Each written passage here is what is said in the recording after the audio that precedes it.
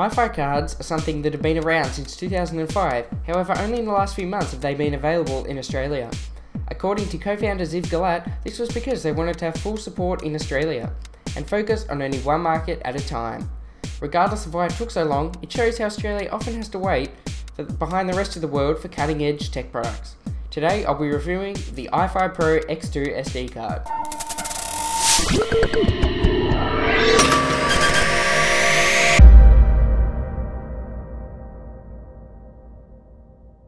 Inside the iFi box, you get not only the card itself, but also a USB SD card reader and a quick start guide. You also get a bonus cardboard iFi card, which I'm told was to reduce theft. The card I have today comes with 8GB of storage, which can write at Class 6 speeds, which is suitable for 1080p video recording and RAW photo capture. The capacity becomes less of an issue when you enable endless memory mode, but more on that in a minute. Setting up the card is a piece of cake. You plug the card into the computer via the included SD card reader, or your own SD card reader, and install the software from the card. For the latest software, head to the iFi website. I've found that if you do use your own SD card reader, sometimes the iFi software doesn't recognise it, and you can't configure the settings. Although, you can view the photos like any other SD card. From here, you go through a wizard which enables you to add the wireless network that you'd like to connect to, and configure upload or share settings. Once finished configuring settings, the card can go into your compatible camera. Most cameras are actually compatible, however always check on the iFi website before you buy the card to see if your camera is compatible. In my case, the Canon 600D/T3i is seamlessly integrated with the card, which means you can tell when it is transferring media and can automatically turn off when complete. The iFi Center software contains a plethora of options for setting up a multitude of iFi cards and devices. Entering the iFi card screen, I can sort by year, then month, and then finally the day that the photos or video were taken. I can also configure what happens to the photo or video when it is taken. Options include uploading it to iFi View, where you can look at your media for up to 7 days on the internet, uploading the media to Facebook, Flickr, FTP, Picasa, PhotoBucket, Evernote, and more.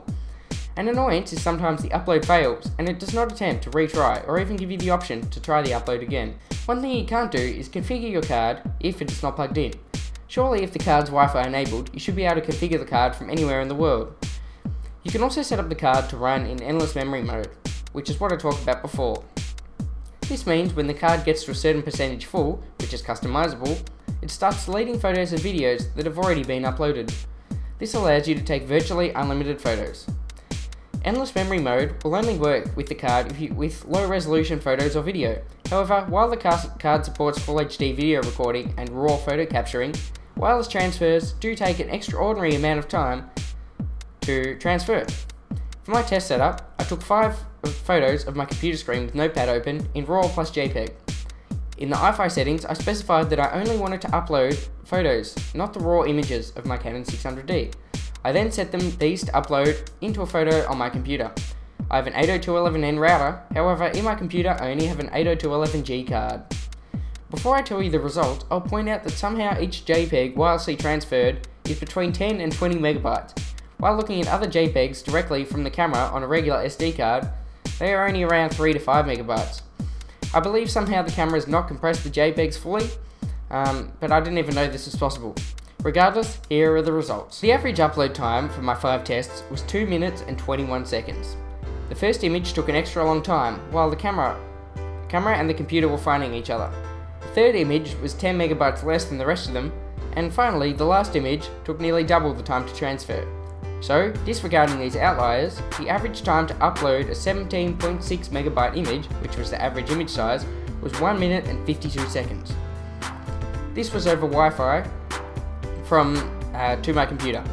Therefore, it took, on average, just over 6 seconds per megabyte, or a transfer speed of 170.6 kilobytes per second. This seems incredibly slow.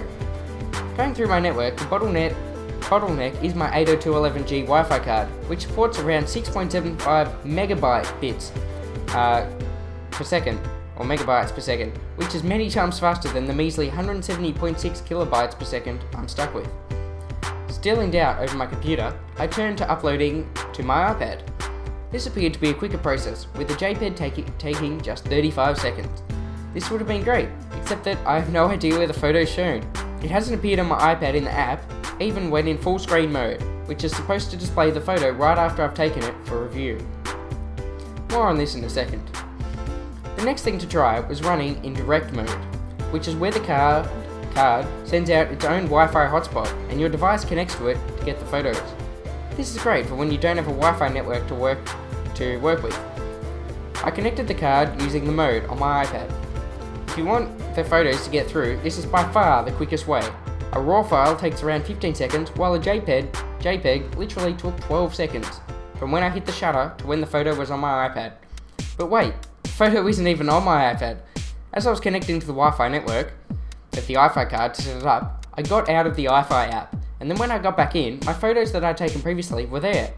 This is an annoying bug, meaning I can't instantly review or view my photos, but rather I need to get out of the app, get back into the app to actually view my photos. This defeats the purpose of a full screen mode, which is to review my photos as soon as I've taken them. Another annoying glitch with the app is when I hit the back button throughout the menus, the app sometimes goes into portrait orientation even if I'm holding the iPad in landscape. The final way the iFi card can be connected is via public hotspots. Here you set up an easy Wi-Fi account, and when your iFi card is in range of one of these many hotspots available, it will upload the pictures to your computer or whatever you've configured it to. Hotspot providers that I've found include Telstra, Internode and even McDonald's, which is great for Australians.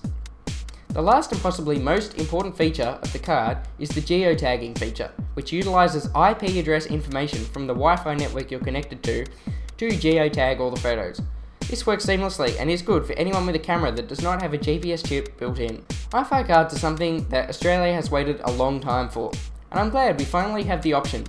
The Pro X2 variant brings a lot of new features to cameras which otherwise don't have such functionality, including Wi-Fi, uploading, and geotagging features. It is an incredible feat that iFi is able to squeeze this, plus 8GB of storage, into a space that measures 32mm by 24mm. In fact, it leads me to question why camera manufacturers don't just include this functionality natively. Setting up the card, however, is relatively simple. However, configuring all the different options on both the PC and iOS devices is quite overwhelming. Transferring over a Wi-Fi network is quite slow, at least in my experience. However, this can be rectified by using direct mode. Unfortunately, I couldn't get direct mode to actually work with my PC, and the iPad app failed to show me the pictures in real time. Something I'd like to see in the future is a live view of what's actually on my viewfinder. However, I'm not sure this is possible via an SD card. Ultimately, the iFi Pro X2 doesn't live up to my expectations. While it's great to be able to see my pictures on Facebook 15 to 20 minutes later, which is what I've configured, and you can check out the album on our Facebook page, which is facebook.com/technologetic, this is not the purpose of a pro-branded or priced card. If the transfer speeds over a Wi-Fi network were faster, or the app for iOS worked as intended, I may have a different view. Obviously, all these downsides may just be unique to me, so I'm interested to know what your experience is with this card. With that said, if updates to this card are pushed out to fix the aforementioned problems, I'd be happy to try the card again, as I do think it is a brilliant concept and would be incredibly useful if executed correctly. Thanks for watching.